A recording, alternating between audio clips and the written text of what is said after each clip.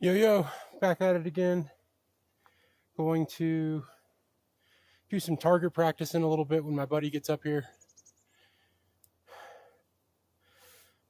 Maybe I'll keep the stream going for that.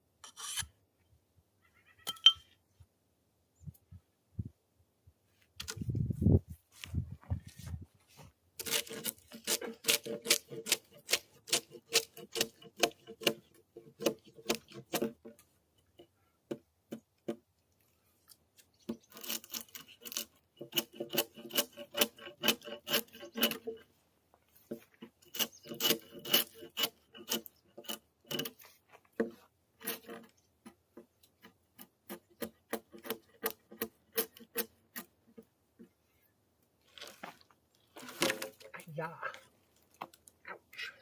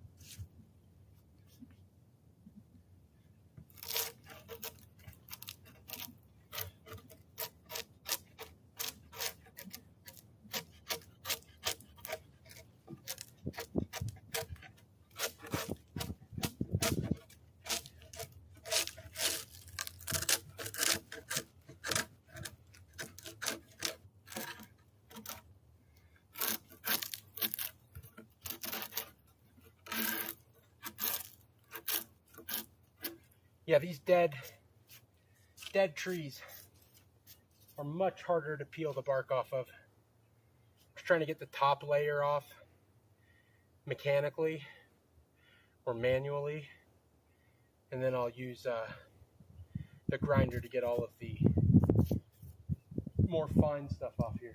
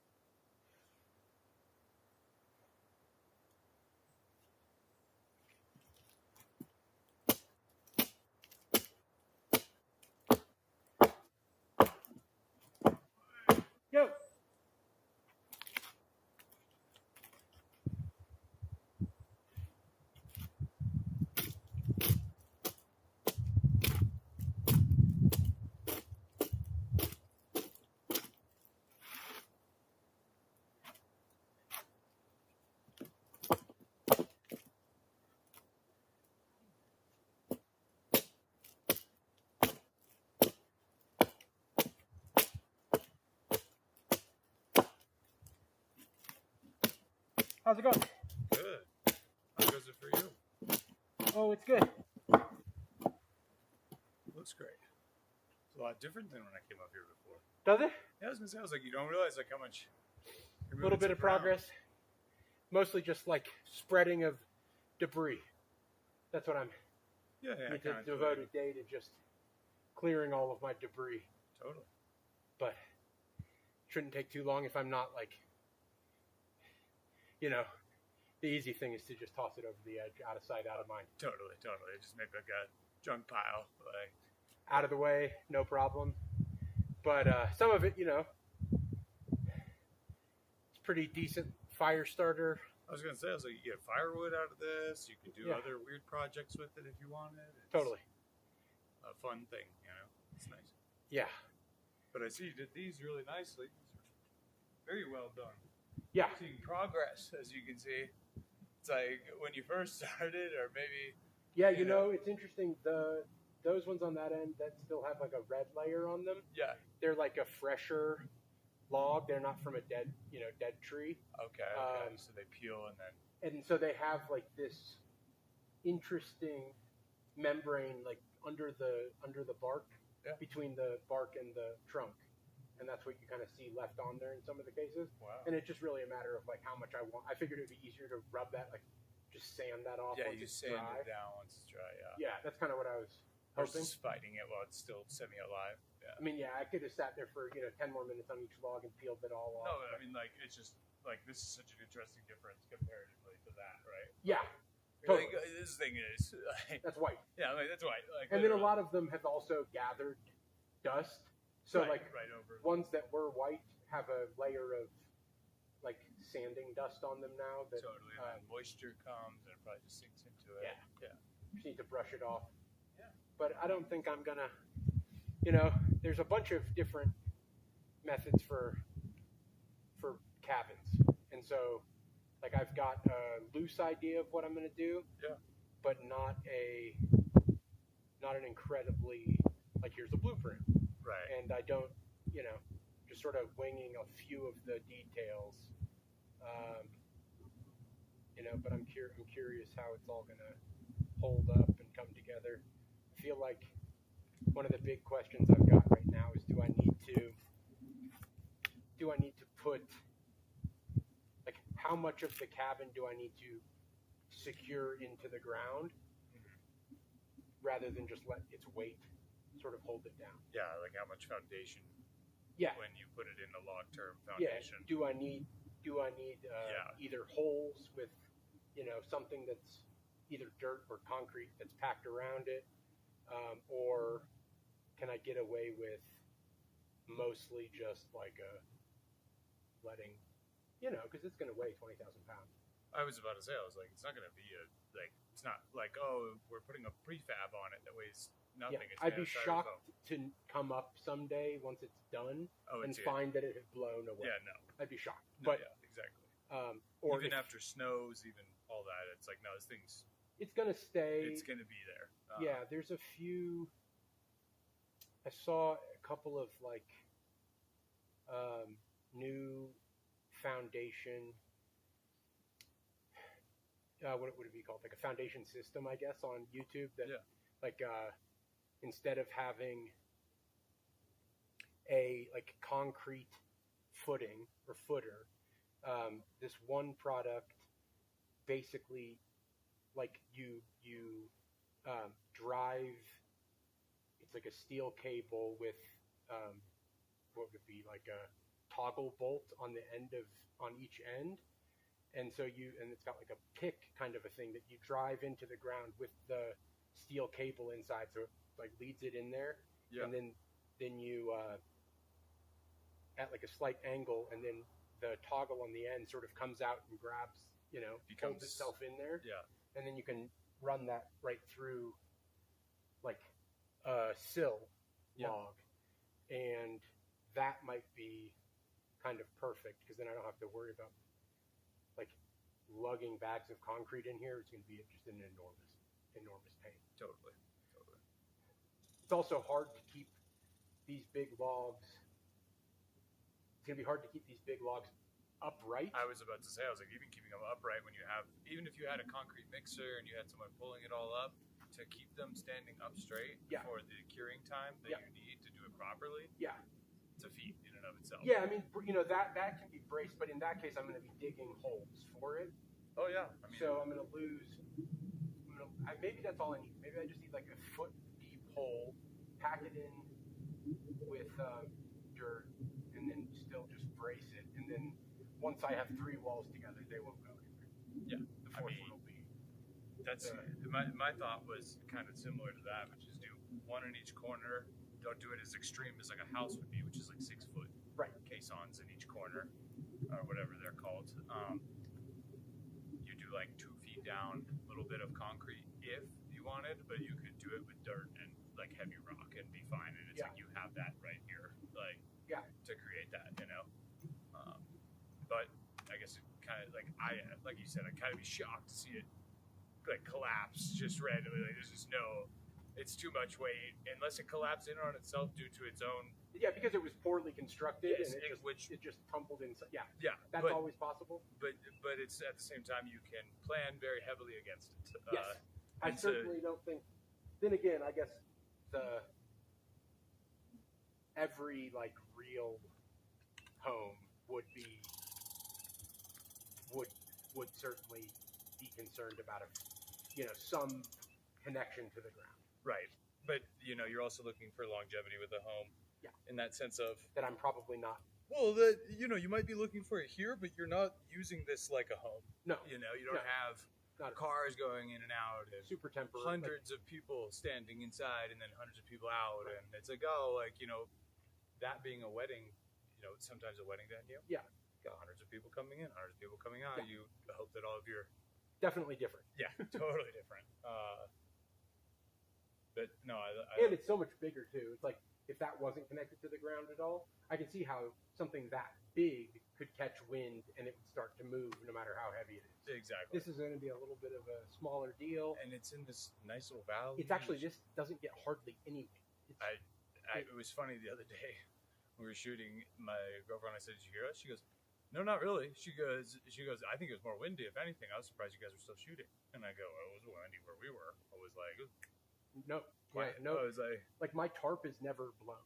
Yeah, it's never blowing. Well, the whole wagon thing has very weird, very confused because that's like you put it just to the side. Yeah, right? It was like basically, it was not in the path so much that someone could walk by. Yeah, but it was in the path enough that it's in the path. Right. Like, I was just walking like a tiny step around it. Totally. It's no more in the path the other day than it is now. Yeah. Maybe even a little bit less. Yeah. And, I just filled it with like twice as many rocks yesterday and was like, okay, let's see if this happens again. Totally, because that was so weird. And it's like I texted everybody. And I couldn't see why anybody would do that. And then not take it. Yeah. The only thing I could think of would be that it was like a test to see, like, hey, I don't want to just take somebody's wagon if they're using it. Right. But maybe if I take this out and leave it here for a couple of days, if it's abandoned still in a week, then I can come back for it. Yeah. But I'm also like, is it also a test on how secure our properties are? Which is, did they come down here and they go, I'm going to move this, see if anybody notices within a week. If they don't and it's still folded on the ground, we're good to go and go back in. And I'm like, what do you mean back in? And it's like, I think about your camp up here, or the camp. Yeah, it's like you can see some of the tarp if you come right out into that clearing. Yeah. You can see, especially when it is windy up there. Right, you see the tarp blowing. It blows around quite a bit. Right now, I don't really see it much. I did fly my drone over there yesterday to see if there's any indication of like active use, and I couldn't really tell of anything. No tracks on that. I mean, with the drone, it's hard to get that close. I wouldn't have been able to like pick up there's like fresh tracks, but like there was nobody up there. Right. No like structures erected. No, just like some tarps that looked like they were not being actively, like they're just trash. Yeah. Like they've just started to blow away, and they're just like there's a couple rocks on one side of it, but it's largely just waiting to be consumed by the environment. Totally. Or have somebody who cleaned it up. Totally. Well, it's really interesting to me too, because I'd seen people kind of go up that way, but I always thought it was that company that does the like zip lining. But then like the last couple of nights, which was really weird, we kept seeing people over there at the water tower, and I think around like 6 o'clock we take the dogs on behind the moped. Yeah. And we wear our headlamps and everything, so a lot of light. But that's because we don't have any street lights, and we're going down just to the water tower. Right. And we kept seeing vehicles there that were parked, lights on. But I was like, I don't know why they would come this way on the path, because we like, for example, we were taking the road. Yeah. So we weren't giving away that there was any way back this side without hitting the multiple cameras that you hit on the way up. Eric has his cameras facing our driveway. Yeah. So anybody that goes up and down that, mine faces my driveway, but I can't see out to, like, mine doesn't catch the distance out to the trail. It can only catch up to, like, my driveway. So that's where it all gets funky, but I'm like, I don't know, there's no way it wasn't a person. I was gonna say, there's no way it's not a person. Like, that is not a deer. He's not that tactical about his folding and taking all the rocks out. Like, there's just no way it wasn't a person. Yeah. Even a smart bear wouldn't have. Like, I don't think you can. I think the most, like, if it was an animal, a big animal that somehow was, and it would have to be a pretty big animal. There was, there was a 50 pounds of rocks in there. So I walked past it and I was like, shit, I wouldn't want to move that. Like, I wouldn't be dragging this around. Like, right. So somebody, either just tipped it over but then folded it up. If it was an animal, it would have just been tipped over, right, and not folded up. Yeah. Because it doesn't like. It's not like an accordion. I was gonna say it's not like spring loaded. I don't think it's like an accordion collapsible kind of a deal.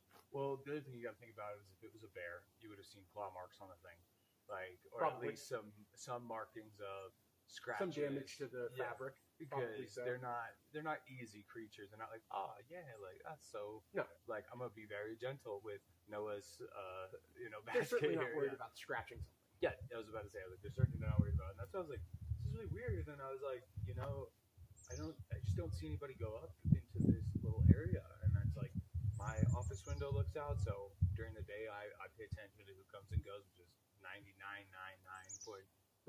you. Just me. Yeah. And then the other 1% is the people walking by, right, who just continue on. Right. So I was like, that's so weird that it happened between like 5 and 5, basically. 5 at night. Whenever you went in. Yeah. Whenever I kind of went downstairs and you start cooking dinner and all the. Right, and I'm just like, my dogs would have barked, like they're really on. Yeah, they seem like they bark every time I walk out of there. No, they see your truck, they bark. They see you, they bark. Right. They see any of the neighbors, they bark, even though they know them.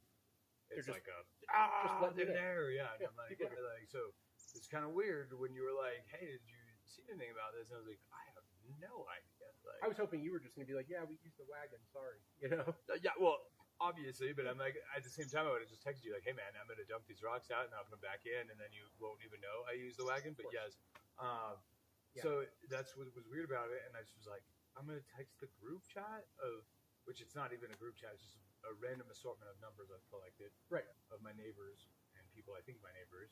Somebody responded to the text and goes, someone take me off of this? I don't know where you guys are.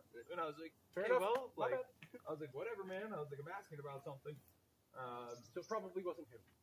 Yeah, well, I was about to say, I was like, whoever that guy was, but then it's like the rest of them, they were like, no, I saw the signs for the no trespassing, and of course it's like, guys don't go back there. Like, right. And I'm like, I get it. Like, that's kind of, I think, how everybody up here is they're very, like, they're old school. Everybody's old school. They're very respectful. It's like you put a sign don't go on other people's property up here. It's truly either an accident, like, shit, we walked. We walked a trail. It dead ended us. We can't walk back down. Right. We have to come down this weird way. And now we're up on shit. We walked over this hill, and now we're at obviously somebody's house. Yeah, sorry. Like, oops. Yeah. Like, sorry guys. We're on our way out. I promise. Or it's like an exploring kind of a person. They like if the wagon had just been gone, I probably wouldn't have even noticed. It wouldn't have occurred to me until I wanted to go use it, and I would have been like, "What the fuck did my wagon?" Yeah, you're like, "Did I take it?" You're like, "Yeah, did I put it in my own truck?" Like, but it was just so strange to have known. Okay, this was full. It's actually not good for the. It's not. It doesn't have the right heft for the job that I was trying to employ anyway, which is why I had sort of just beached there. You made halfway up the trail, yeah. Just keep sloshing back, and the wheels suck, and I need like an actual utility cart. Totally. And it would be awesome, truly awesome, if we can figure out a way to get the ATV up here. Yeah.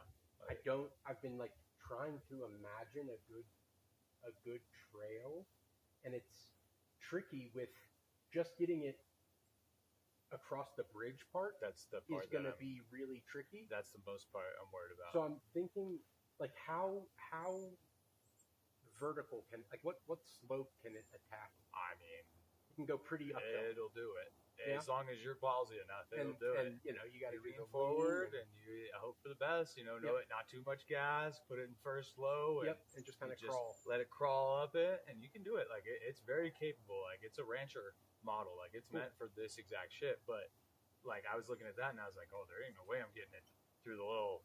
No. You know, I was like, maybe a dirt bike, but I couldn't pull it off. Right, a dirt bike could. Yeah, I was like, but I had no way I could pull it off with ATV.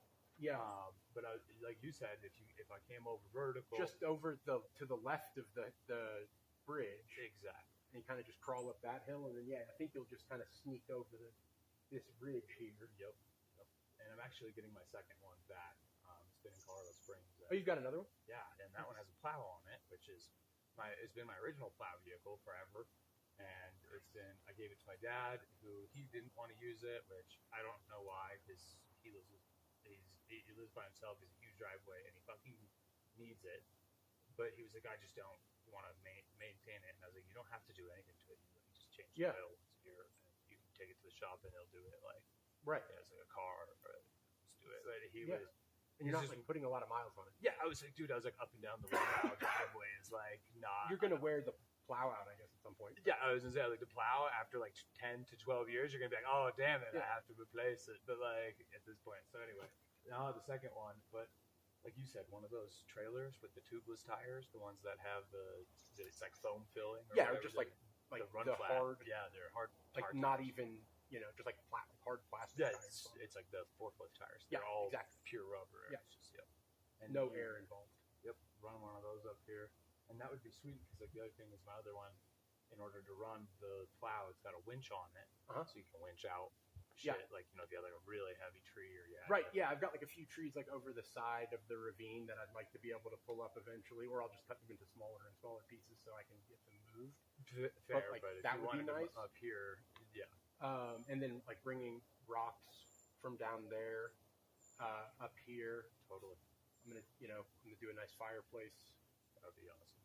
And some Bishop's Castle style. I don't know. I've been doing some research on fireplaces. It's not like they're complicated. It's like a pretty simple thing. Yeah. But it is still some of it is still a little bit of a mystery to me. Totally. There's a science to it all. Yeah, exactly. I believe it, and it's one of those things. It's like people always be like, "No, his was the best forge," and you'd always wonder why people said that. And it's like, truly, there was a science to airflow and like all this stuff, like whether it was facing east or west, and whether it had good inlet and outlet, and like it's the same size or different size in order to create a little bit of like back pressure to create. Or you're gonna have a lot of smoke. Or you're gonna have like a smoke, like it's gonna reburn the smoke somehow. Exactly. And all kinds of things you can do with fires. Totally. And I'm like, wow, that's really cool. But also, and it's funny because I was watching some random podcast and they were mentioning like wood houses and wood flooring.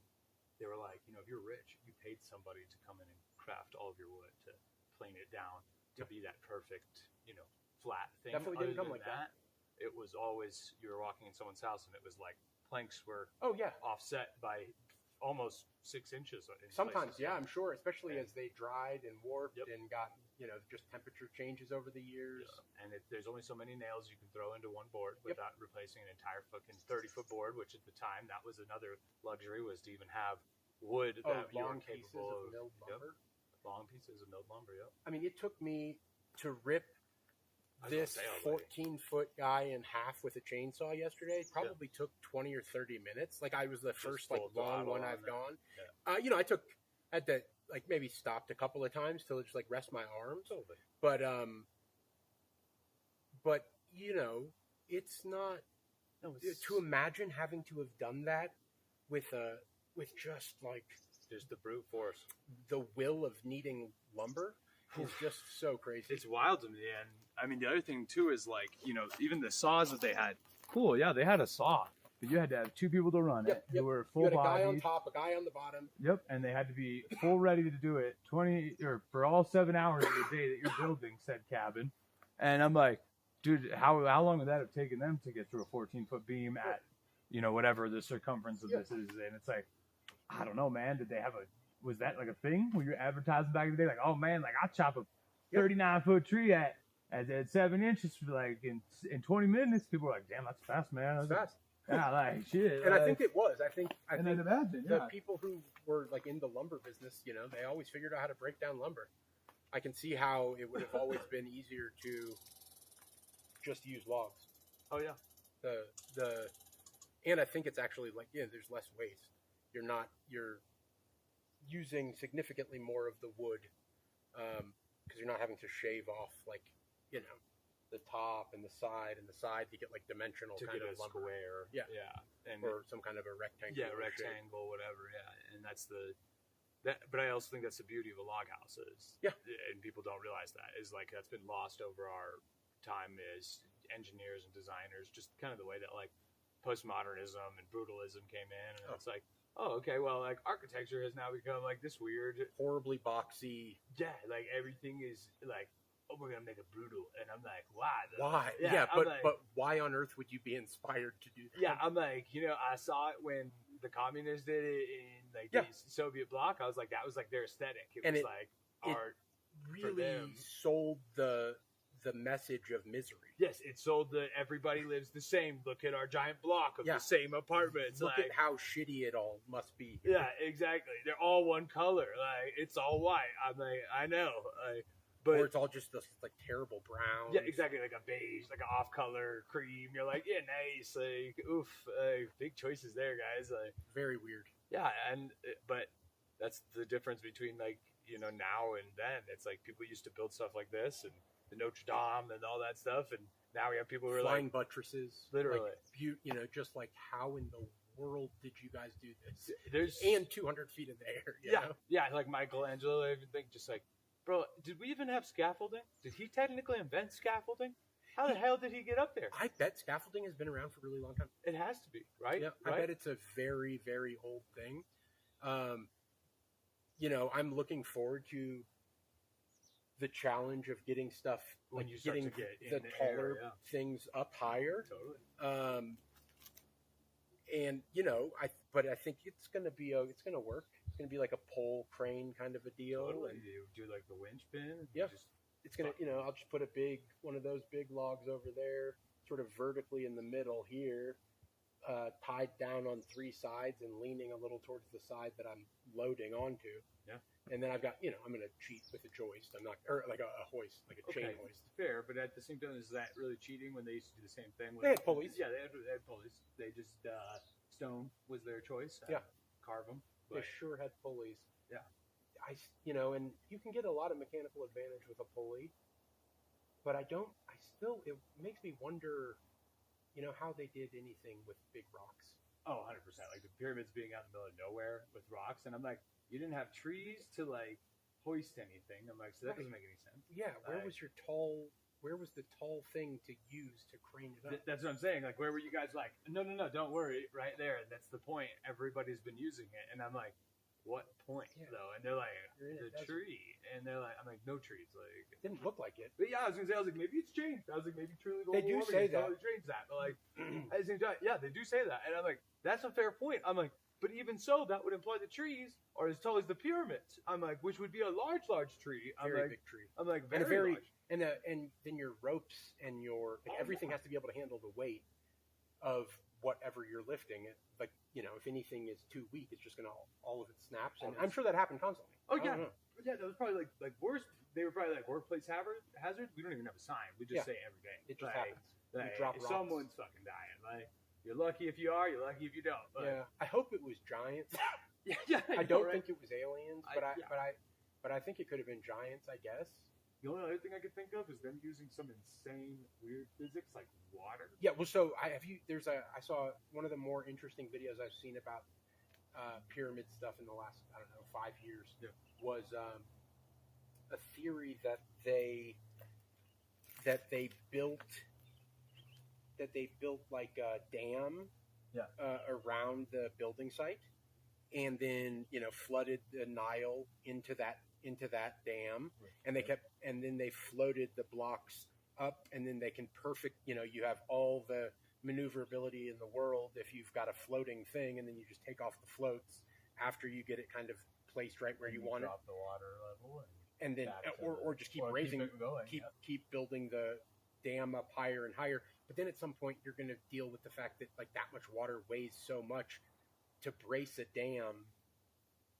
You would need you would need an enormous amount of like pressure resistance. Totally. After it got, but then you could say that they dammed it up over multiple times out to the Nile, right? And therefore the pressure was gated by a simple system of like. Sort of a release. Yeah, a release chamber. That could be. And you could say, okay, well, when the pressure did build, they would notice it. One guy's job was to literally pull the lever and tell the next guy, pull the lever, please. Like, For sure. We've got to release the pressure in that sense. And I'm like, but at that point, we're implying that these guys had extreme levels of communication, which they did. Clearly. They were doing something incredible. And that's kind of the funny thing, though, is I think nobody gives them any credit, and there's no research around it because it's been both not hidden, but like it's a holy site, so you're not allowed to do research. It's not even holy to anybody. It's just like it's a historic site. They don't let anybody who's not from the Egyptian Ministry of Antiquities deal with or the British Museum of Antiquities. I'm like, how did you guys get in there? Like, don't ask. I'm like, of course, don't ask. Like, we have a good, mind your business. Yeah, got a good collection. Mind your business, guys. And I'm like, you're right. I shouldn't ask any of those questions. But the Brits definitely have a lot of good stuff. Yeah, but at the same time, you just think there was research or paperwork or just any sort there's hieroglyphs that describe entire people's careers in there. Yep. And you're telling me that they weren't like, we should add that the pyramids were like kind of an insane thing, right? Yeah, I think they rolled up on them. I don't think the ancient Egyptians 5,000 years ago built those pyramids. I've always just thought of it as this weird concept where I'm like, I have to believe it because what else do I know? But I don't, because it seems they absurd. Seem big. Yeah, they seem insane. Like every time I see a photo of somebody next to it, I'm like, there's no way. It's big as fuck. Yeah, it'd be so much easier to do if you were giant. Like if you were 30 feet tall. 30 tall. feet tall, and these were like objects. The way that we moved these rocks, we'd be like, we've built a pyramid. Yeah, like look at how you got 50 giants. Done. Yeah, 2 weeks, 50 giants, some stones from around, whatever.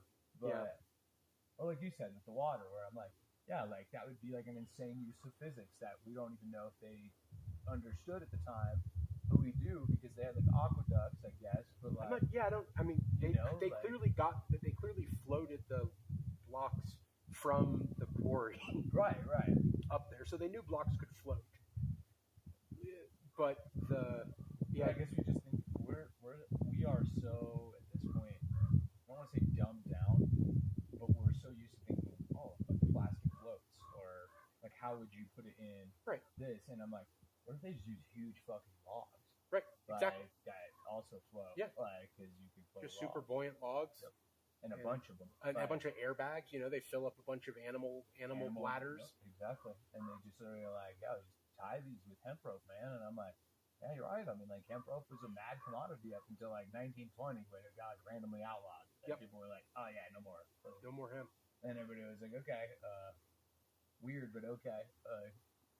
Totally. So yeah, I don't know. It's such a feat. But I really like that. I think it's really cool that you had this project going. And I'm just like, man, what a thing to do. Yeah, it'll be fun to camp. It'll be fun to have a little campfire, not have to even when you have your kids and you have your friends over and they got their kids and you go, aren't you guys going around in the cabin? Yeah.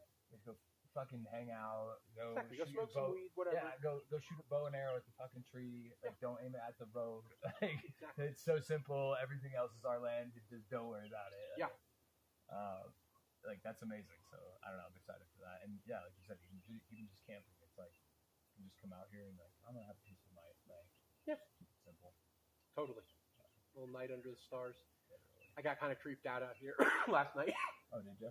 Well, just because I was on like a medium high alert. It's also the first time I've actually been out here in the dark. Totally. I was gonna say, I was like, I was like, yeah, okay, I probably don't need to like hang out.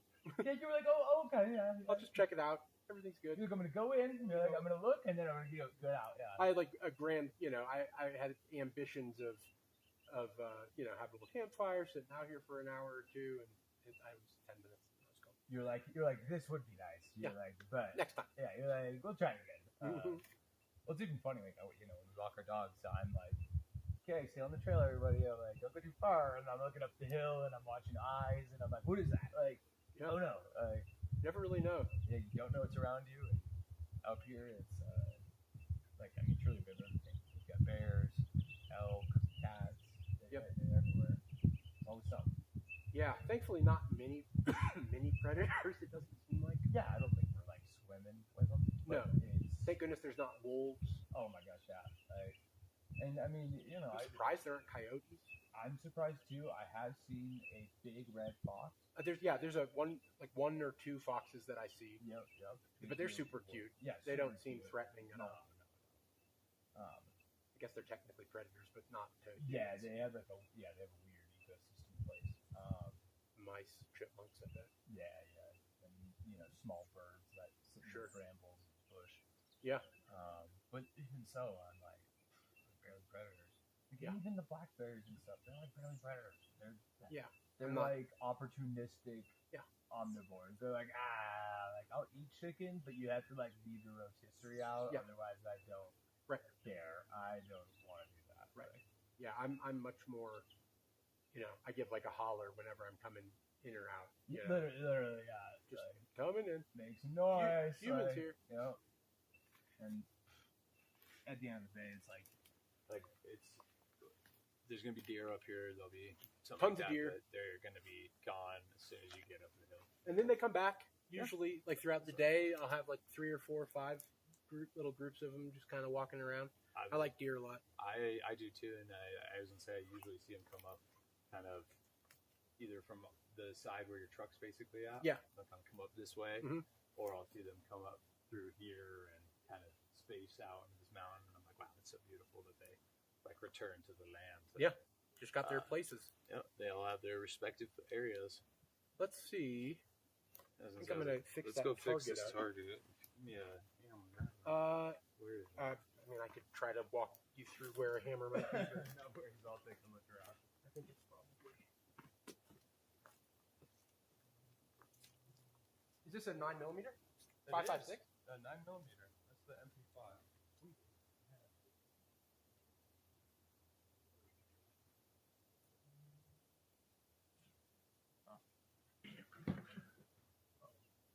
Sounds like I saw a morphine over here. Yep. But not the actual hammer. Let's go see if this needs more nails or if this just needs I'll grab a couple. Couple of good old smacks back into place.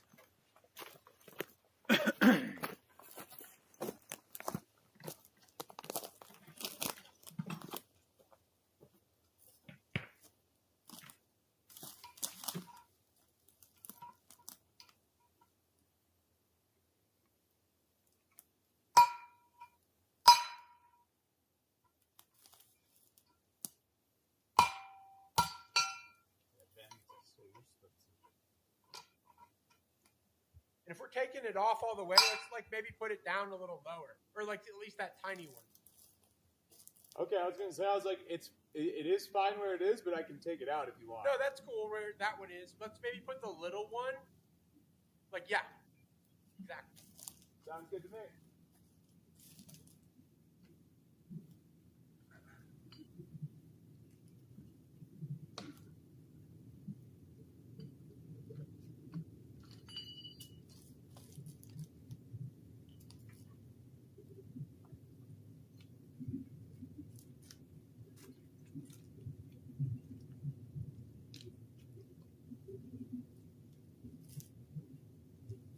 What range do you usually like to shoot your pistols from? To be honest, I've kind of always trained under the doctrine that 15 yards is about as far as I'll engage somebody, or that's about what I expect it to be. engagement wise. So that's about what I do. But like that MP5 is like I think sighted at 25 and then 50. So Okay. you know, kind of depends. I think depends on yet again the level of engagement that I'm in. For sure. Yeah, pistols do. I would like to see where the bullets go on, like, with decent range, you know? Totally. Because I assume they're just dropping a lot, but it seems like they're also likely to just get off course. Well, even with drop, it's like sure that might be off course, but like one of the drills that people have been running, I think it's called the Dilson drill or something like that. He was a guy who shot that mass shooter. It was an attempted mass shooter in a mall. Shot the guy from 40 yards away with a single handgun shot. Just really? plop. 100. That's a lot. Yeah, and and people have been like drilling it to be like, am I actually capable of shooting my handgun, even with all the upgrades and shit, out to 40 yards? Because that's reaching with a handgun. Yeah, I don't think you are, probably. I mean, most people aren't, but if you train enough, you can be. Sure. You know. Do you need another nail? What'd you say? Do you need more nails? Maybe. I have one in my pocket. Let me see how this goes in here.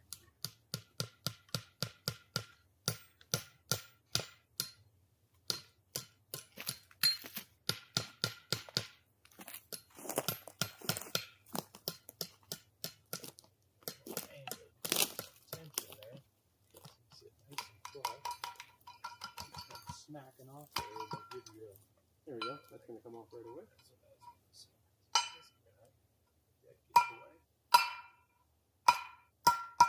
Sure, if you want to just drive like another two. Hold on, let me try to reuse this one and then. Sure.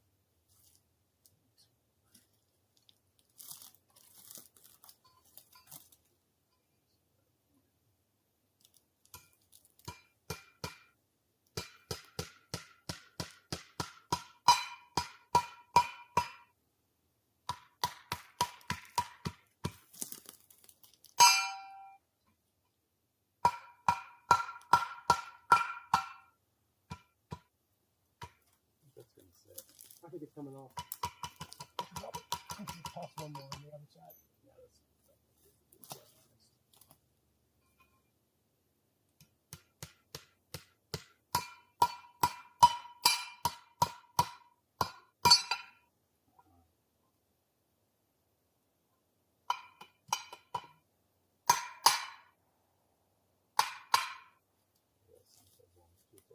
Yeah, no, I don't think so. I think it's just.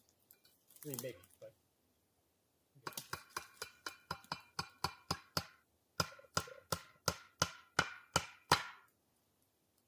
Oh, that's mine. This guy feels tight. It'll be fine. Sweet. Step on that later. Oh, thanks. I left a little pile over there anyway. Cool. Yeah. Like I said, I agree with you on everything returns to nature, but I do try to do my part. Absolutely. On the, at least with my own waste. There's some things I have to walk by and just be like, what a damn shame. Right. But it's because I can't do anything about it. Agreed.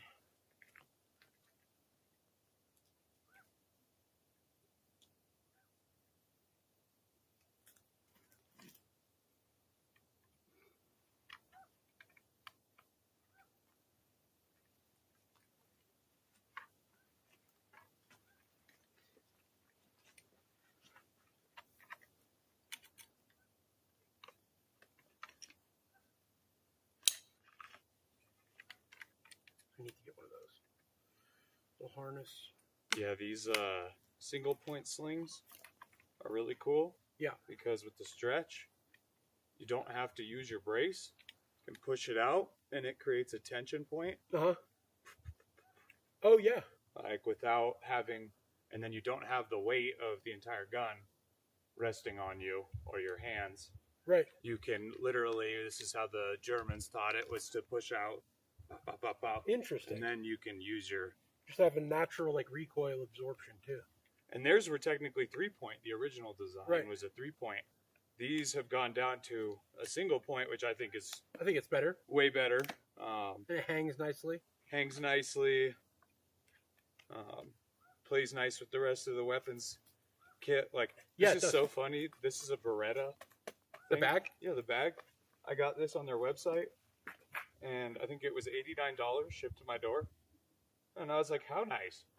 Just to carry, it'll carry a firearm and 3 magazines, plus whatever you can fit in here and in here. This knives, is a little first aid. Yeah, first aid. You can have a walkie-talkie, like, you can run it in one of these pouches, you know. Totally.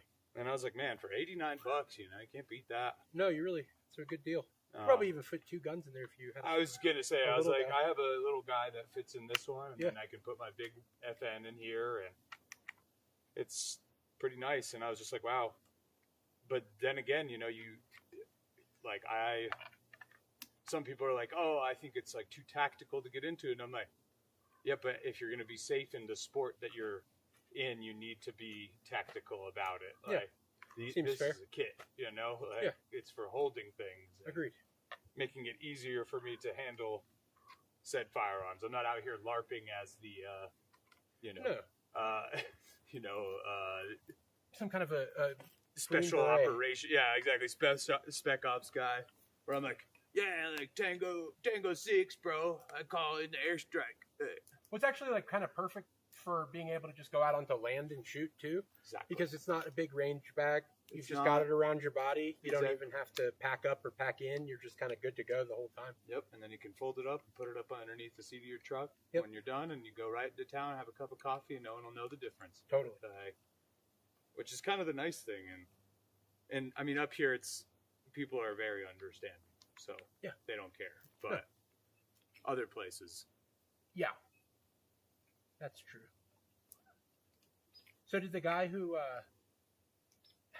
they've done the sentencing for the guy? He's in jail now, or are they still? Yeah, he's in jail. He only got 5 years.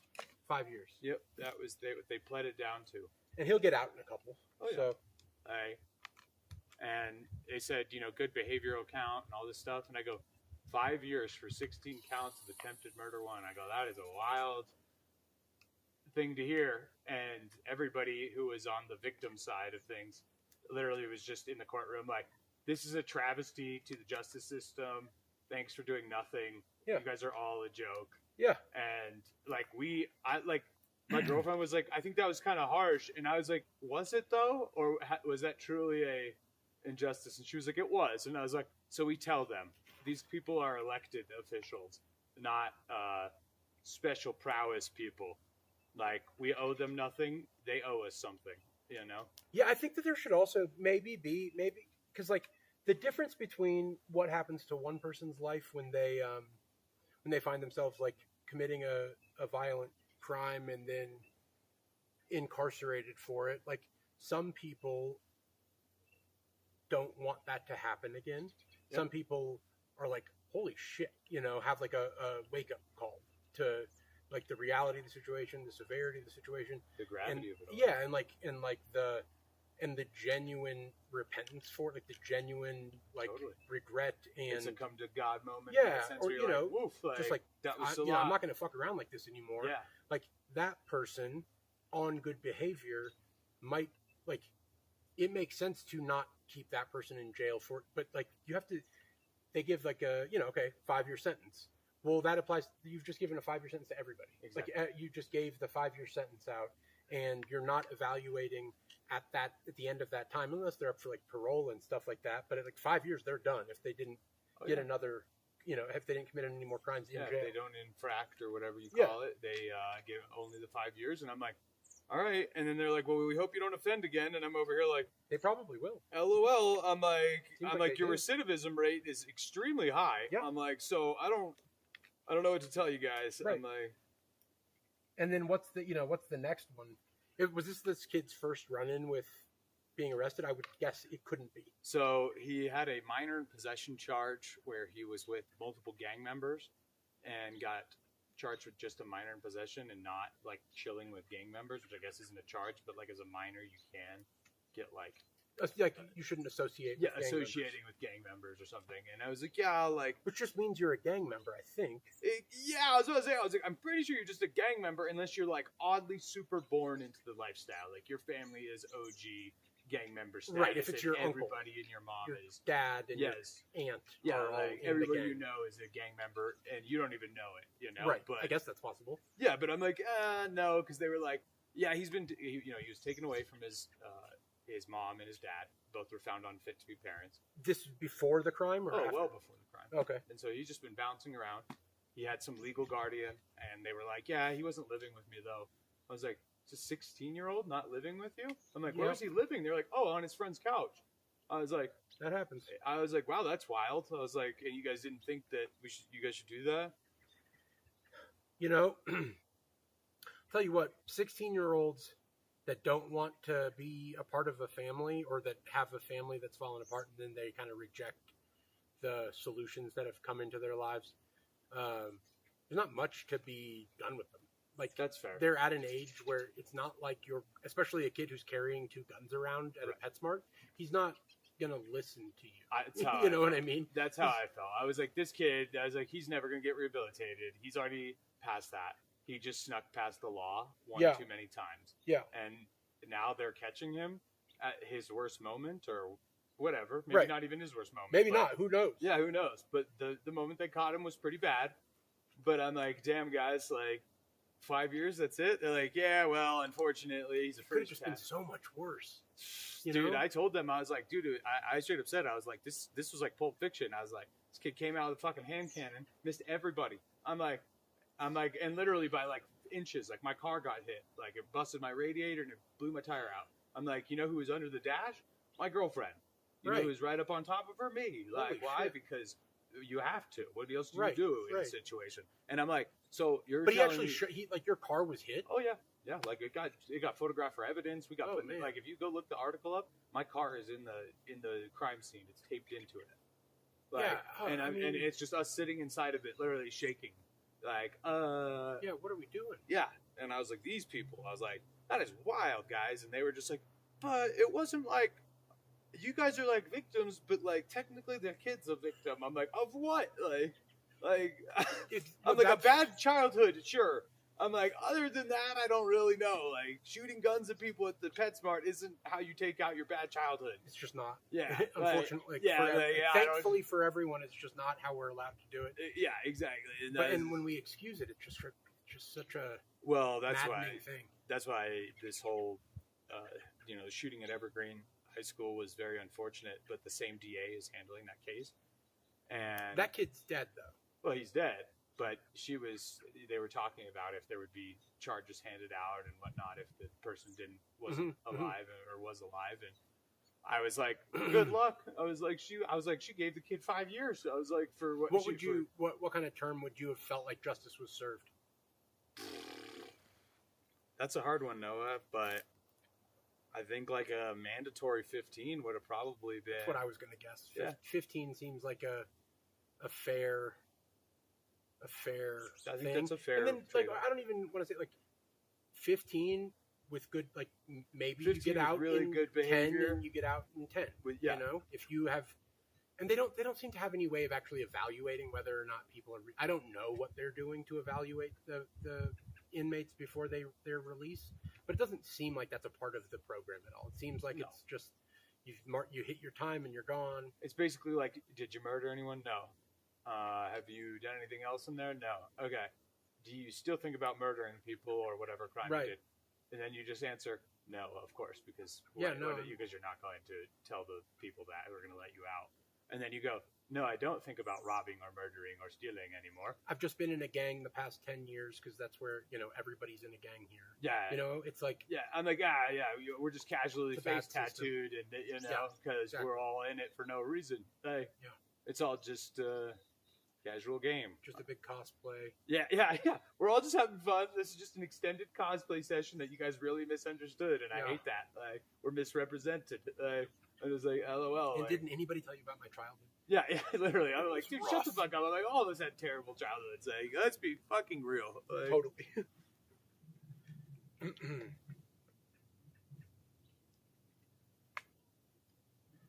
all right, Totally. let's do this. Where is he serving? Do you know? It's in somewhere in Jeffco. It's called Sky something. But a prison? It's like a proper juvenile detention. Oh, it's a juvenile now because he's a kid. Yeah, because he's a kid. He got played down to a kid, 5 years, juvenile detention. So he won't even be considered for DOC afterwards. That's the worst part. It was honestly a travesty. Like I said, I would even go further than that, but that's why I just moved out of the county, and I was like, everything's going to shit. I'm going to protect myself. The government isn't here to help you. No. I'll tell you that. I'm like, of all the people, it's not them. I guess not. Well, we were supposed to have that. But what can you do? True.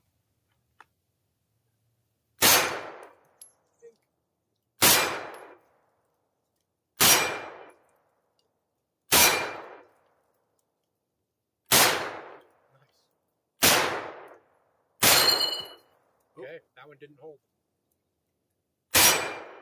Beautiful. I like that gun. It's a proper piece of machinery here.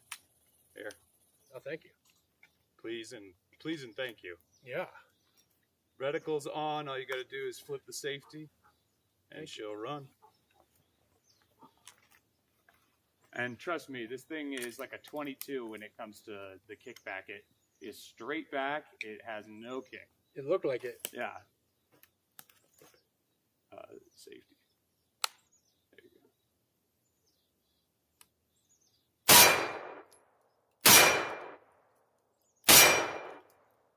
See that? What if I go push the distance a little? Push the distance. Let's do it.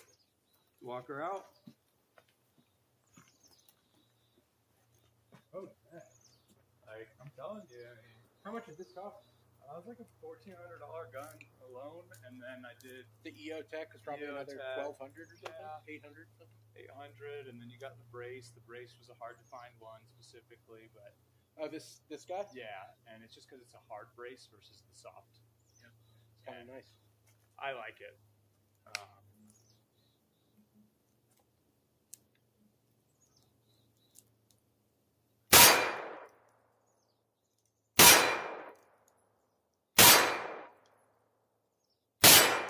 Well, it's almost too easy. I was gonna say like I told you, man. It feels like a 22. You almost feel like you're cheating. Yeah.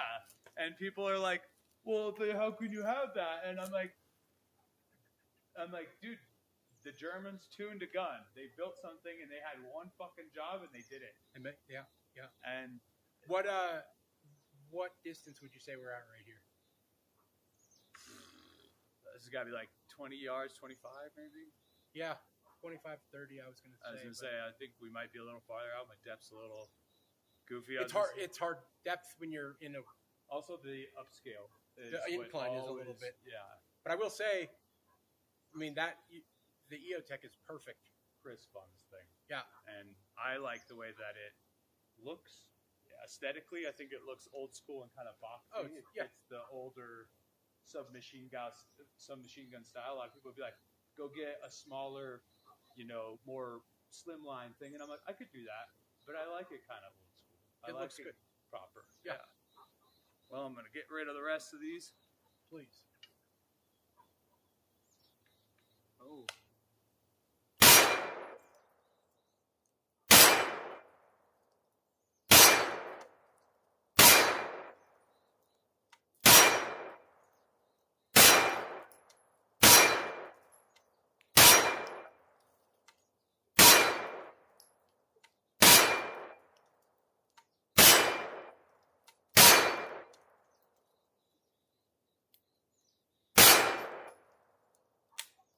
.30 round mag. That's right. Beautiful. 100%. 100% all the way through, and it's on an ETS mag, which I don't like these guys a lot. Which just out of quality, I have mixed.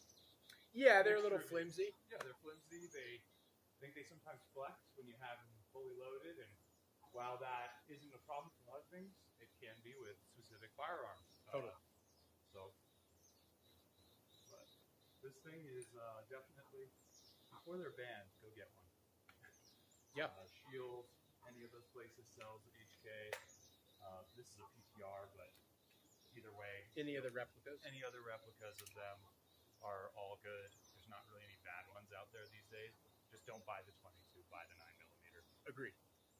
But you saw how that shot. I mean, it shoots like a 22. It doesn't act funky with you. It just butter.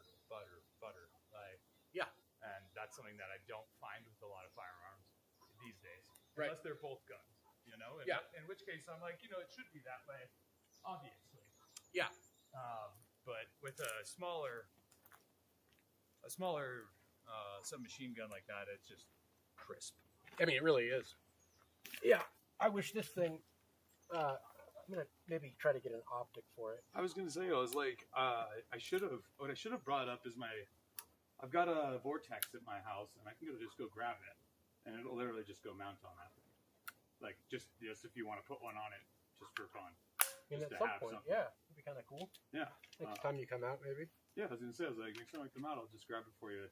I've had it as a placeholder optic, and I don't use it, but if it serves you well, then I would gladly. And just don't fall backwards. Yes.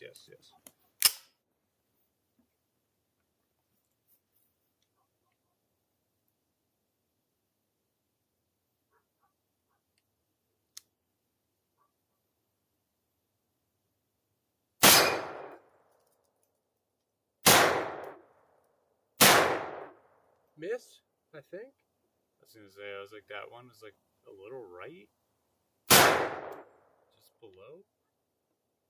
What?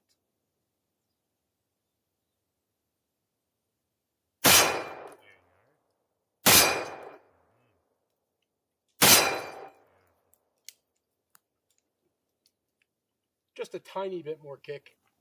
I was gonna say, this looks really smooth. It is, yeah. And you're on safe. All right. The power of the 45. I was gonna say, I was like, 2 world wars. Put you here. Actually, we're gonna be extra super smart. Get you all the way. Oh, will you grab that hammer? Yeah. Just wanted to make sure that we are extra safe here. Where's this hammer? Here she is. Well, when you put them all on target, the targets don't like that too much. I wonder.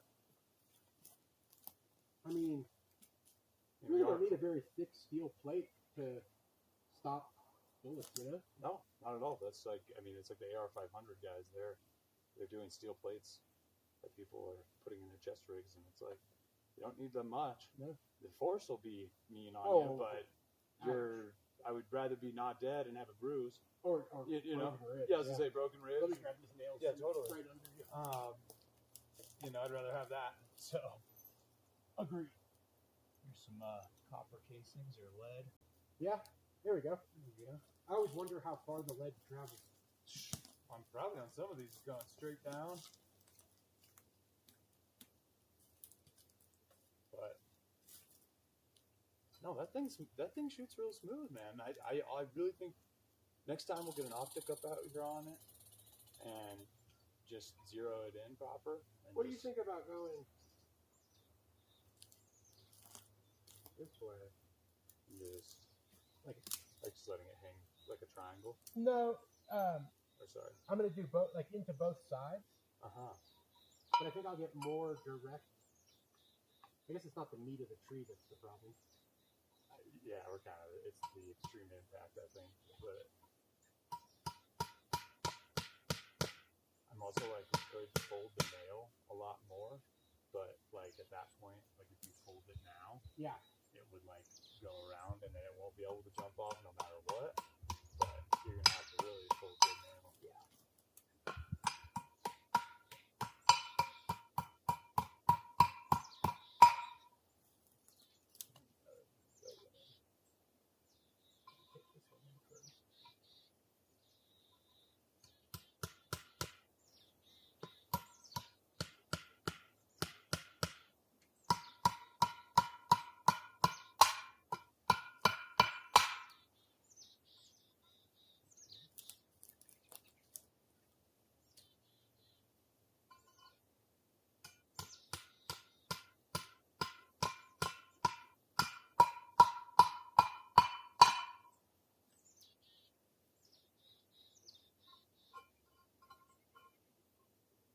And next time we'll get chains and we'll proper hang these things up. I want to get one of those wheels. Yes. I don't know what they're called. Yes, I know. But they like, you shoot one and then the weight changes and so it starts spinning and you get the random weights by what you shoot. Yeah. I love that. That would be really cool.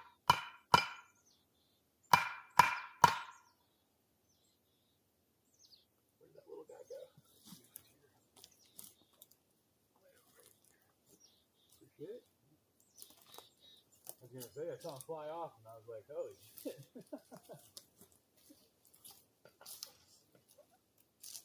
Well, it's not taking too much of a beating back here, which is good. Since we're mostly hitting the targets.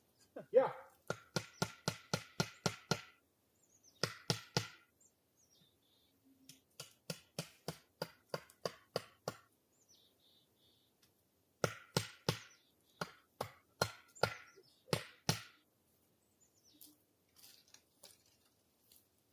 But yeah, I also think it's interesting because, we're looking at, we both, like I have a 9mm pistol, that's an MP5, and it's all about barrel length when it comes to the ballistics and how much you could reach out to. Because I think with the MP5, I'd easily reach out to 40 yards. Oh, yeah. Yeah. Easy. And I'd be touching people. But would I do that with a handgun out of my pocket? Absolutely. 6-inch barrel? Yeah, Probably not. probably not. Yeah, I don't know what the formula for increased distance versus like every 1 inch of rifling on a barrel that you have. Totally. Like, what do you get from it? But I'm guessing it's quite a bit. Well, it is, and then it gets to a point where there's too much barrel. Sure. And you start to drop off weird stuff like pressure, where it Yeah. starts to come out a little slower, but technically it's more accurate. But you're losing, you're losing all this pressure and energy, and I'm like, oh, that's a really interesting factoid. It's like a weird bell curve. There is a peak. Totally. And then there's like, the question of rifling, all that is totally above my knowledge. When you get into the competition stuff too, it's like, you see those guys at the Olympics, they're all wearing their eyepieces and stuff, and you're like, what are those? So they are quite literally what like an ACOG is. It's an optic, and it's just got its own little dial in it. They have a camera on top of their weapon that is broadcasting to their eye, or that's just like a range-finding optic? It's like a range-finding optic to help them see, and it's got different lenses to block different light so that they can see the target as if it is the only thing out there. Interesting. Like, it's like looking through a telescope. But they're also still looking through their optics. 100%. Oh, okay. It's just like it's showing it as if it's creating it like a scene where you're like, all the trees are gone. Right. It's just the hillside. What do you see? You're like, I don't know. I just see grass. They're like, boom, beautiful. Shoot the grass. So I'm going to throw my Hero Pro in real quick.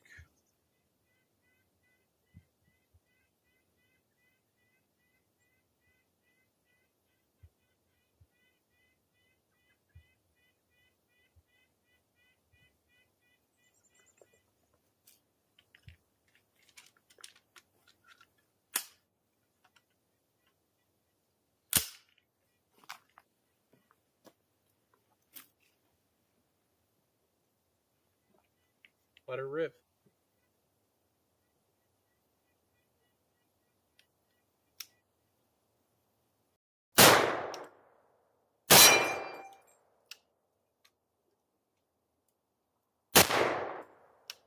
I would have bet that wasn't going to happen. I had like a little bit of a feeling, but I was like, it's not gonna jump that much. We did a good job. And I was like, Here, let me go fix it real quick. Yeah, that's crazy. Let's put this down. Face you over here. One shot. I mean, 45 from 20 yards away is a smack. So I get it. But I'm also like, damn you, males, like, do your job better. Yeah. Well, and we're not like driving like little drywall nails into it. These are full size. The problem with these nails I'm noticing though is that they're not actually like, I don't know what the word is. They're not bending very well. Okay. Yeah. So they're kind of, I feel like every time I'm trying to bend it, it's actually just like opening the hole or something. Yeah, exactly. Yeah. Hello? John. Oh, shit. Yo, John. Let me call you back in a little bit. Appreciate it. Peace.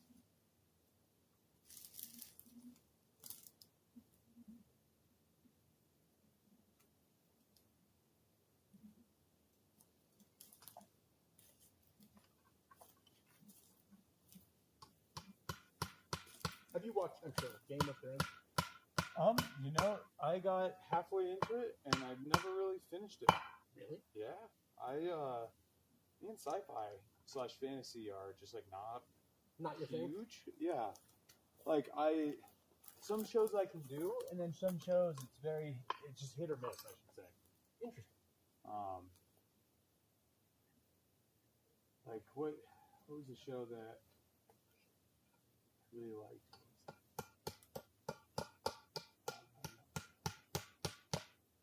It wasn't 2030, it was something else. It was like a space show about how humans have to live both on Earth and the moon.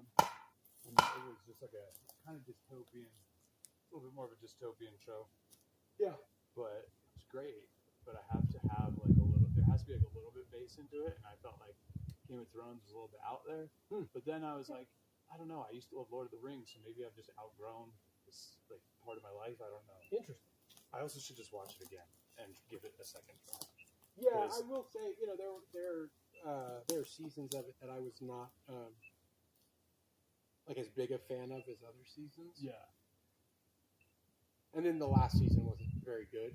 Well, that's what everybody tells me. They're like, dude, it was like awful, and I'm like, oh, that's so lame. Like, I don't want to hear that. Like, it's like it makes it hard to like recommend picking, especially if you weren't like into it before. Right. It's like the payoff at the end isn't like that great. Right. But I guess they came out with House of Dragons, which kind of maybe redeemed it, is what I heard. I was like, I don't know that it redeemed anything. Yeah. And I mean, it's fine. House of Dragons is whatever. Yeah, it's just not. Yeah. But it didn't resolve any of the things that they kind of left hanging and that they made us focus on for 8 years or whatever. And then like never mentioned again. Yeah, the entire time I was running, and they're just like, yeah, now it's gone. Yeah, like, just forget it. Yeah, don't even worry about what happened with that person. Don't look twice, man. That's dumb. It was weird. It's hard, you know. It's hard to land a show that's so successful. That's like such a big thing. Yeah, because nobody's actually going to be happy with what it would. Everyone's going to have something. Oh, there's always going to be that person. Yeah, and it's just that's the worst part. But I don't know. It's a bummer that it didn't end well. Yeah, it was a bummer actually. I'm rewatching it now. I started rewatching it in the last little bit, and you know, every episode I'm like, this is such a good show. Well, me and Sabrina, like I told you, we kind of got back into watching old stuff. Like right now, we're watching Nip Tuck. Okay. I was like, wow, I forgot that this was like highlighting the horrors and craziness of plastic surgery in the early 2000s, like the craze of it all. Yeah. And everybody was like, I'm going to get my lips done, and now I can get it down the street. I don't have to go to LA anymore. Right. And I'm like what? And it's like when it became commoditized, like quite literally. And I was like, this is so interesting. And then they cover all those issues of body dysmorphia, transgenderism, all of that. And then I'm like, wow, they were covering this shit in 2000 when the show came out. Like, wow, like fucking pre 9/11. Like, that's wild, right? Like, but I was like, is it that old? Well, I think it came out in 2001. It like came out just after 9/11, so it was filming earlier than that. Right. But either way, they cover all those, and I was like, wow, that's just so early, and like that would have been called progressive at the time for covering those issues, you know. But I love old shows, so I'm always up for a good recommendation on watching one. An old show, okay. Yeah, I don't have any. I mean, like, you know, just the standard, The Sopranos. You know. Oh, of course, that's coming up in my thing. It's I consider it a Christmas/Thanksgiving area show. Yeah. I don't know why. It's not a bad way of viewing it. Yeah, I was like, it might be a weird. It's like a weird where people are like, oh, is it because of the Pine Barrens episode? I'm like, maybe. My favorite. Thank God. I mean, it's like the best episode of The Sopranos. Oh yeah, 100%. Like I watch that episode like maybe twice a year. Oh yeah, and I watch the clips on YouTube where it's him and Polly. It's Chris and Polly talking to each other, being like, "No, the guy was an interior decorator," and he's like, "What? His house look like shit." And I was like, "Oh my God, it's so good." Such a good episode.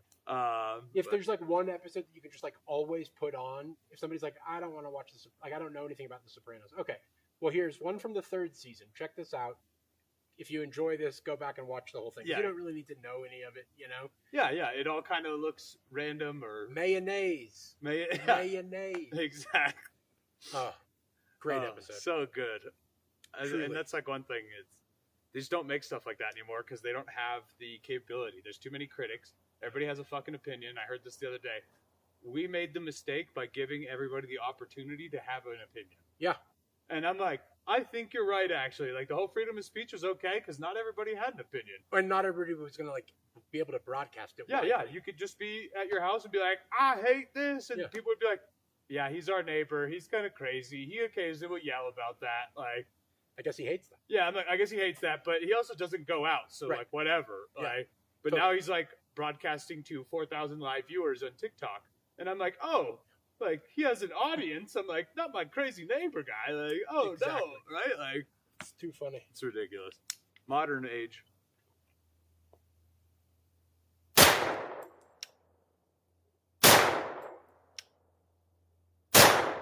Just low.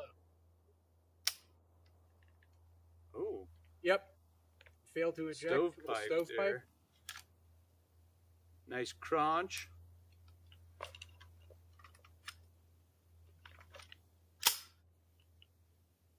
You just hang on to it. Yeah.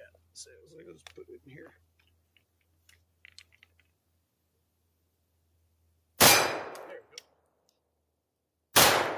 There we go.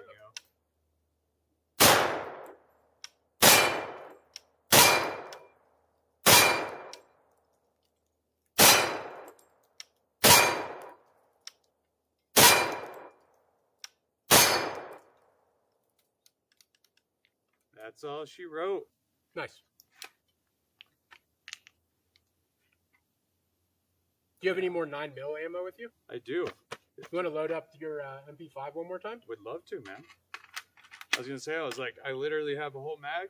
Go ahead and run through look it. At that. Yeah. I'll just use a little of it. Oh, no, feel free.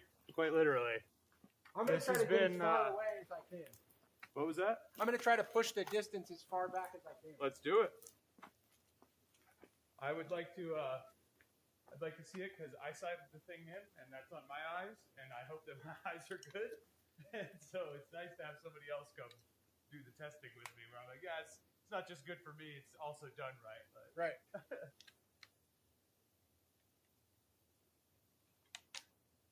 Is this just like auto lock into place? Oh, that's really nice. Yeah, that's what I was going to say. I was like, that auto lock feels really nice. It's just a crisp built firearm.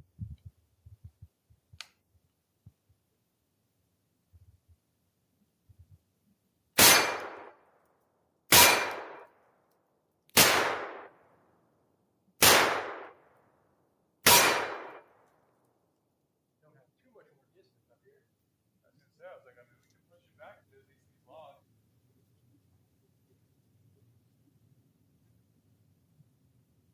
I mean, this is a good clip out for a 9mm. Agreed.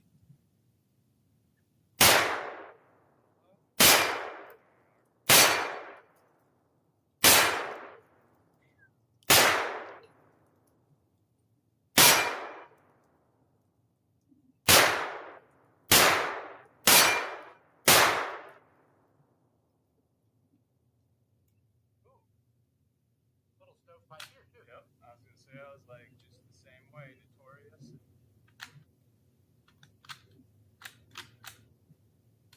you come out? Yeah. Sometimes they'll go back into that housing of the trigger, which is kind of a ghetto picture of the old school.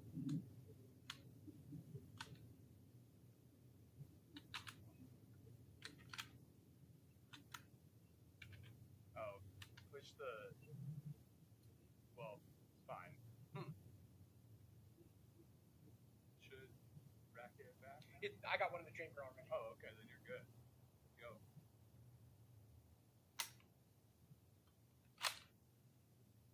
But Is that dead? I don't know.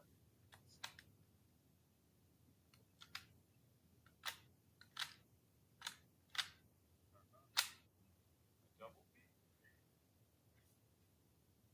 Those guys. Yeah.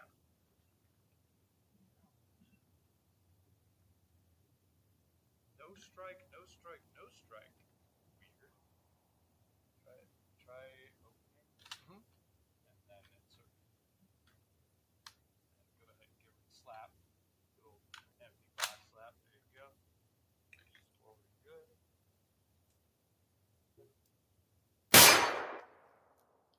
You want to try? No, In this go range? ahead. Go ahead. For sure. Get that little.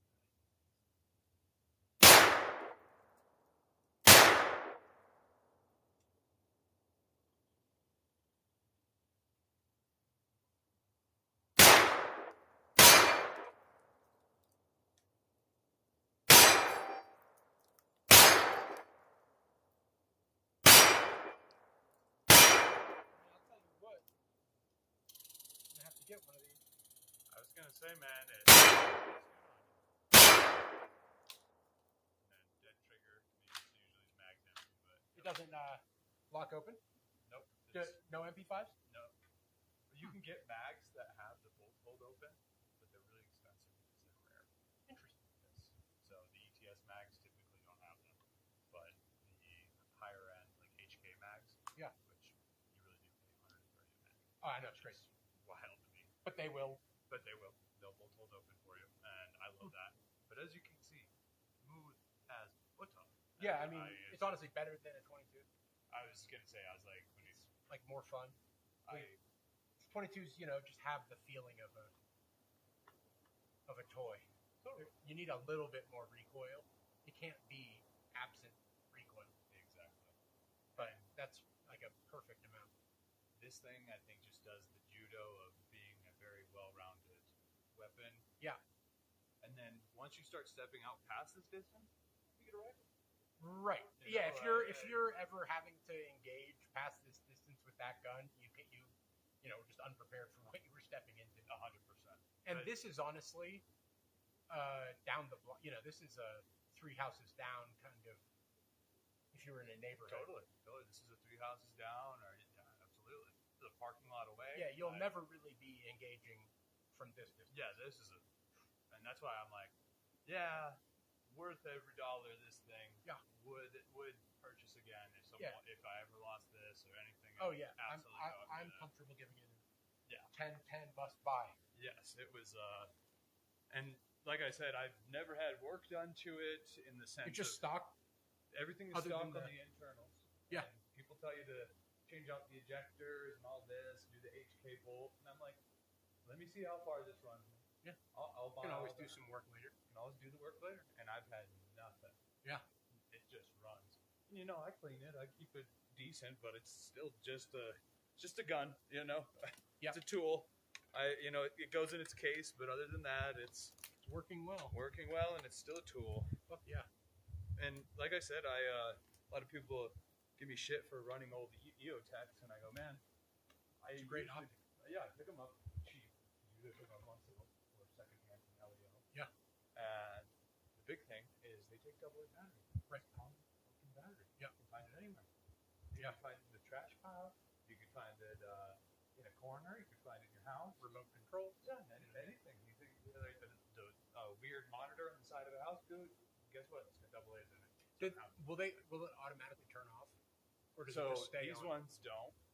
There is a model they make with the double A's that has the auto turn off and This one doesn't, which is kind of a bummer. But only because you have to think about it, but you actually want your optic to stay on when you like if you've turned it on, it's okay to like have to remember to turn it off. Exactly, and especially if like you're in a mindset when you like this is how I think is if I have my optic on, I'm in a mindset of I might be engaging something soon without much knowledge or understanding. So, I don't want to have to look up and be like, oh shit. Yeah, be like, oops, like the switch, like, give me a second, hold on, everybody, like, I didn't turn it on. Yeah, I think maybe you just throw 4 batteries in your bottom pouch. Everybody runs them in this electrical tape. Yep. You just run that in there, and it's just part of your little kit. Yeah. We'll go. What's the little black thing? 2 batteries. Yeah. Why? Is that all it takes? Just 2? Just 2. Nice. Do they last a while? Oh yeah. I think this one I've only changed once in the 2 years I've owned it. Nice. I've been using it pretty regularly. Fuck yeah. I don't use it for hours on end. Right. Imagine that the battery life's probably like 50 hours on AA at like a mid brightness. Yeah. But something like that. but that's neither here nor there, right? And I will say the one thing I love about it too is all of the actual zeroing controls are mechanical, and you have to use a screwdriver for it. And I like that versus the ones that you can manipulate in your hand. So it looks like you're actually. Oh yeah, you can accidentally twist those kinds of things. Yeah, you accidentally twist something. Even the ones that like pop out and then twist. Yeah. I like a have to use a tool adjustment better. And people are like, no, that's old school. And, it's like you have to carry extra tool. And I'm like, I would prefer that over my optic being way off. When I hit, like, sorry, not sorry. Yeah. Oh, I mean that because you've got it pretty well, beautifully dialed in. I was about to say, I feel like that one's pretty dialed in. Yeah. That just confirmed that for me that someone else could pick it up and pretty much shoot an almost 10 out of 10. If I hadn't tried to shoot the lower target ever, I would have hit the. I was about to say, I think you went down one and you were just like, let's just try. I tried 3 or so at the little guy, and I don't know that I hit it. But there was one, I swear you tinged it. Yeah, I don't maybe. know, but it just doesn't have the reverb sound of the big ones. Right. You can't tell, and it's just so quick. Like the shot is hitting the target that quickly. But that's why I want to get one of the shot timers. So because it hears when you pull the trigger, it also hears when it hits the steel. It gives you a perfect distance. Yeah, and it'll tell you if you hit or you didn't. And it's if you're out on your own, you can actually practice, and then you can be like, did I hit that? Yeah, I did. Okay. Right. It's not gonna tell you if it's low or right or left, but it'll tell you hit or miss. Totally. And that's the big key. I like that. It's a good idea. You guys got any plans for tonight? Just trying to decompress after the week, man. I had PCI audits. We had layoffs last week, which were huge. We had how many people? It was 30 people. All of them were long-time finance and marketing people that had worked with the company. All replaced for AI? Not yet, accordingly, but we'll see. And then we had a bunch of people who got very salty due to that and kind of like took time off or started to slack. Really? Yeah. It's a weird time to do it. That's what I said, and I was like, "You're not happy that you still have a job?" I said the same thing, and I was like, "But hey, I'm built different, I guess." Some people are really entitled to their jobs. Like some of these people, they've been working on this product since it came out, right? And so they're like, they have this weird entitlement to, like this is my thing. Yeah, like I am the legacy, and I'm like, you aren't the legacy, dude. Like I'm sorry, like, right?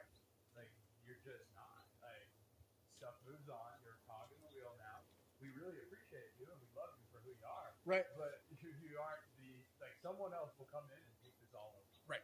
In a second. Like any professional dad would do that, But they think that they're on the top. They think that they're the only people who know everything. And I'm like, unfortunately, you're not. Like, and everybody will get humbled, but those people have yet to get humbled, and this is their reckoning. I told them, I was like, I know what we're in for. They're like, well, we've never been through an acquisition. I go, oh, I've been through both acquisitions and when we're going back private. Uh-huh. And I was like, so I've seen it. Oh, you guys are getting acquired? Yeah, well, we got acquired by nice. Rover Technologies company, and they're big boys. So it was really cool that they acquired us. But I told them, I go, here comes regime change. I go, all C levels going out, guarantee it. Yeah. Everybody goes, no, Joanne never leave. Guess who left? Yeah, Joanne. And all 5 others C-suite executives. Right. And I go, and then they're going to tell us that it wasn't them pushing it out, but it was. And then they're not going to hire from within because that's not what they do. Right. They're a private equity firm. Yep. They're going to put in people who have proven success records in other companies, bringing them to hear. Yeah. And that's what it is. And all these people were, no, Stephen, you're being pessimistic. That's not how everything works. Life isn't always so, black and white. Haven't done any And I go, research into private equity. yeah, and I go, man, you should Google PE one day. Yeah. Like, you would be just shocked. Yeah. That is black and white in PE, man. Like, that is their job. They buy something. It's like flipping a house for them. Gutting. They gut it. They put all new stuff, and then they go, renters, come and look, or like come and buy, and then they sell it off, and that's their entire profit and business model. No jokes, no frills, all there. And people were like, "Oh, like you're so pessimistic," and I'm like, "Am I though? Like, or am I just real?" Like, yeah, I would guess that's the second one. Well, I'm gonna dark out here. But if you guys want to come over tonight for those beers, I didn't drink any of them. Yeah. Still got a few. I was like, you know what? I think we love that. We have buses pause this morning. I haven't made it yet. Oh no. So it happens. Yeah. Is he okay? He's just not going to go on any wild walks tonight. Or Expeditions. Yeah, no expeditions for him for a day or two. So for sure. But yeah, definitely. Just let me know when you get back up to your house and you're kind of settled in. And right on. I'll let you know how, because I have no idea what Sabrina's up to right now other than working. I told her, I was like, I'm going shooting. Cool. And then left. But I wonder, let me know if you can hear the gunshots from there. She told me last night she couldn't hear me. That's weird. Like, that's weird, but okay. Then You are in like a valley. I was going to say, I think it projects more up. It's like at your place. Yeah. When you play music, it projects more up. Like if I come out up the trailer, you can only hear it when you kind of get more level. Mm-hmm. And it's kind of going like up and out. Mm-hmm. So yeah, you hear the gunshots, but you're like, what side of the hills it from? It's not on my side. Yeah. I don't really care enough. It's the wild. There's a lot of other people up here with land. This isn't. We're not in uncharted territory here. No. But I will say it's funny because Chuck called me and he goes, "I noticed someone was shooting up the ravine last week." He goes, "Do you think that's when the?" And Chuck's an old guy who was down the way. "Do you think that's when the wagon got tipped over?" I go, "No, Chuck, I was out there with the owner that day." I go, "We were target." I go, "We were shooting. Yeah, we were doing target practice." He goes, "Oh, okay. Oh, I just thought those might be connected." together." And I go, "No." I'm glad. Thank you for getting so many people on the case. Of course, man. Appreciate it. That's what I'm here for. Yeah, man. It's friendly neighborhood. Right on. Yeah, well, I'll catch you a little bit. Sounds good, man. Peace. Should I leave anything random? If you did, I will scoop it up. Say, if you did, you just text me and I'll come back up. Right on, or I'll just carry it down for you. Either way. Appreciate you, Noah. Yeah, man. See you soon. Yep, thank you.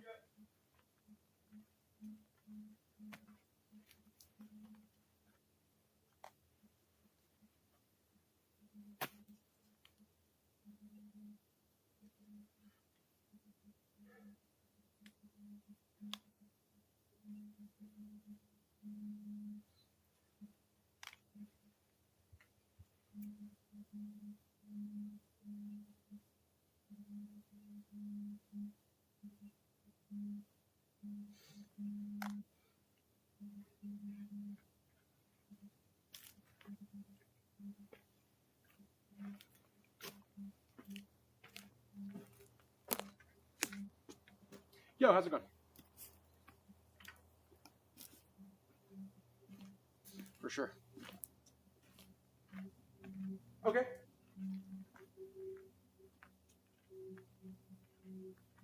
Yeah. Uh-huh.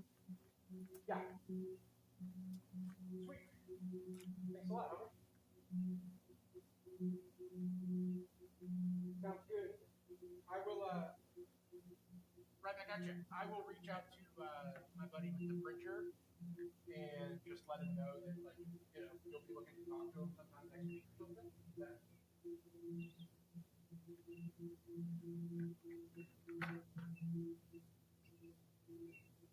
Yeah, he, he will know how to take whatever you are envisioning and. Okay, yeah. No, for sure. No, yeah.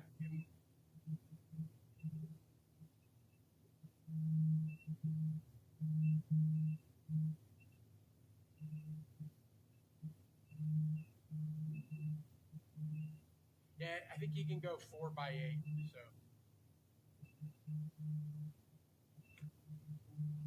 cool.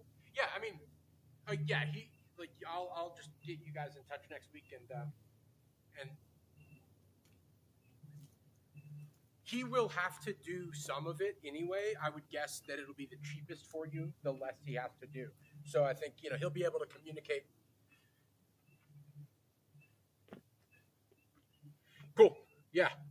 Then that'll be sweet. Sounds good, man. I appreciate it.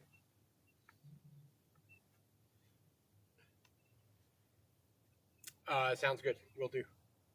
All right. Peace. No worries. Thank you.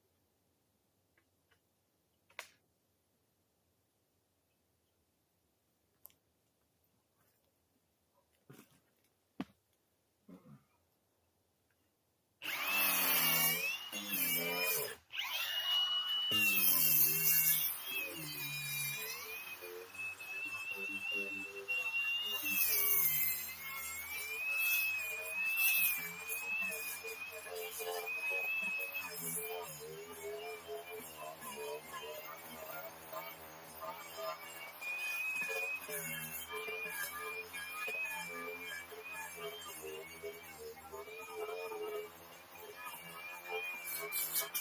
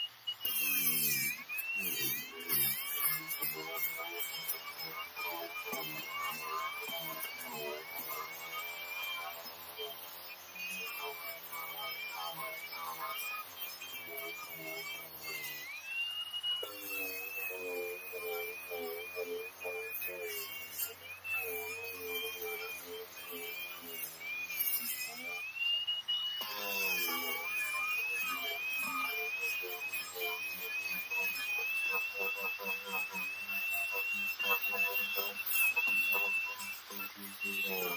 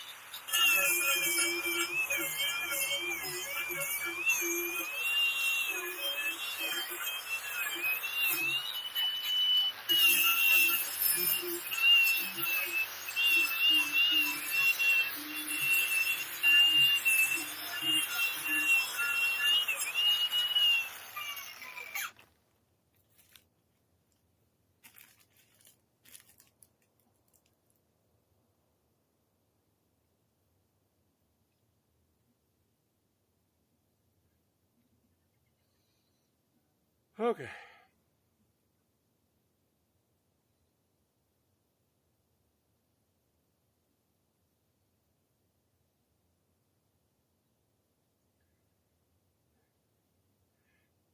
Guess I'll start packing it in. Well, I'm going to use this battery up first, I guess.